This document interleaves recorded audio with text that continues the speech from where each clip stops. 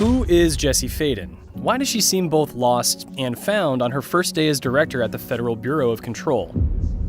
How can she possibly maintain her composure in the face of the haunting ethereal and material distortions that have overtaken the Bureau? You may only have some answers to these questions by the time Control's credits appear. While being vague or opaque could be viewed as a flaw in other games, obfuscation is part of what makes Control so spellbinding. I'm always glad to hear from you. It's just that I get my hopes up. So many times it's led to nothing. I found nothing. If you've played past works from Remedy games, you will instantly recognize the studio's footprint. Control's story plays with grim truths and strange themes. Everything is serious, except when it isn't, and a dark sense of humor creeps in for a momentary respite. The combat system is designed for you to be equal parts agile and destructive, bearing a notable resemblance to the studio's Microsoft exclusive Quantum Break. Combat aside, that game felt like a step removed from what Remedy does best. Control feels like Remedy has found its footing again. They're lying to us. We're lying to ourselves. The room's not the world. The world is much bigger and much stranger. There is one major aspect that is decidedly new for the team. Control is non-linear, built in the vein of a Metroidvania and filled with reasons to retrace your steps over time. This approach is largely handled well, though if there's any aspect of Control that feels lacking, it's the handling of the map. It's an unreliable tool presented in a top-down fashion that often feels like more trouble than it's worth. Multi-level areas overlap with one another. You can't isolate them or zoom in for a closer look. And it's practically impossible to track specific locations you have or have not visited. Broad areas can be tracked, sure, but not, say, a single meeting room in the executive branch. This would be a major issue if not for two things. The signage in the world is surprisingly helpful, and ultimately, Control makes wandering the halls of the oldest house a consistent pleasure. If you aren't in awe with the architecture, you're probably getting your kicks from a battle that pops up when you least expect it.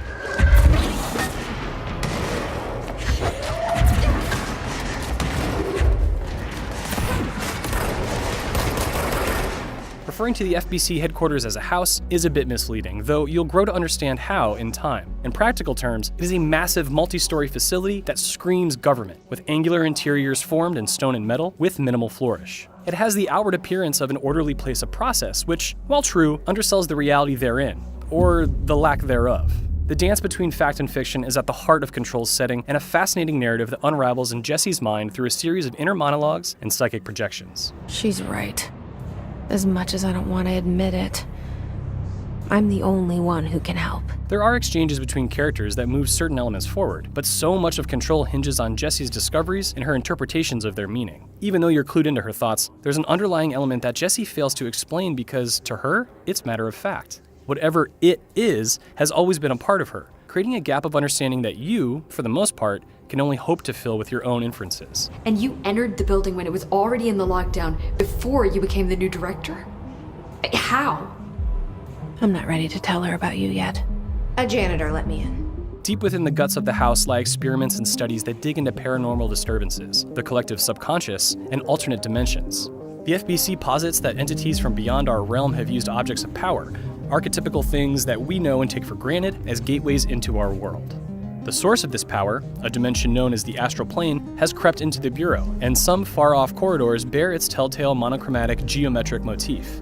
Occasionally, you will get pulled into this strange world to undergo skill trials, but your visits are always short, which helps preserve the mystique in the long run. Back in the real world, lowly agents and high-ranking FBC enforcers have been corrupted en masse. Many float harmlessly in midair, chanting strange mantras in boardrooms, hallways, and research facilities. The more aggressive of the bunch pop into existence before your eyes as you explore the Bureau. They, like Jesse, fight with a mix of guns and telekinetic powers. They're generally fun adversaries, and fights are punctuated by some incredible special effects. There are only a few unique enemies and bosses to speak of, but by and large the AI, in conjunction with a great variety of architectural layouts, makes every fight feel engaging.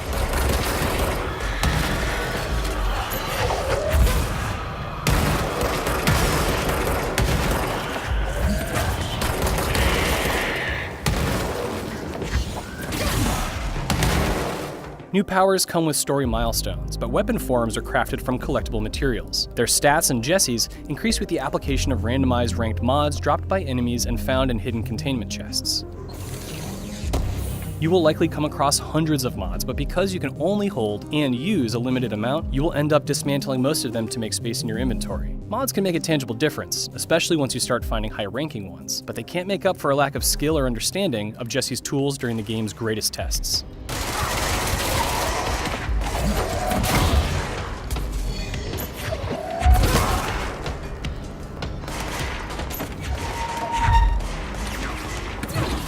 Control is a great-looking game in general, from the overall art design to the technical execution, but combat is a notable standout in that regard. While the experience on PC can be tuned to run at a consistently smooth frame rate, the PS4 version can exhibit stuttering when fights are at their most chaotic. This, thankfully, is an uncommon occurrence, but it definitely clues you into how taxing the special effects and real-time physics are.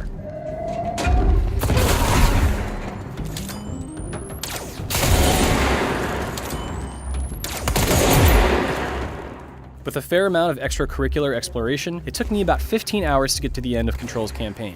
Though I watched the credits roll, there are still plenty of side quests for me to tackle. Jesse isn't the only sane person in the Bureau after all, and the handful of key NPCs that populate each sector have co-workers gone missing, or projects left abandoned that might put the Bureau at future risk. They not only give you more reasons to spend time in Jesse's shoes, but they are great across the board, brought to life with excellent voice acting and top-notch character design. They aren't deep characters, and your conversations never go very far, but I'm more than willing to help them in their time of need, if only to see what quirky or oddball thing they say when I return. There you are. You are here about the job. One of my favorite aspects of Control, now that I've got room to breathe, is to spend quality time with its collectible texts and videos. I've managed to read most of the in-game materials while pushing through main missions and tackling optional pursuits, but there are so many fascinating threads to pull on that it's easy to imagine new possibilities lying in wait. If only I studied the evidence a little closer, or considered a new angle, maybe the missing pieces of Jesse's story would come into view. These tidbits can be educational, disturbing, and at times wildly entertaining, and they have inspired me to look deeper into topics like Jungian psychology.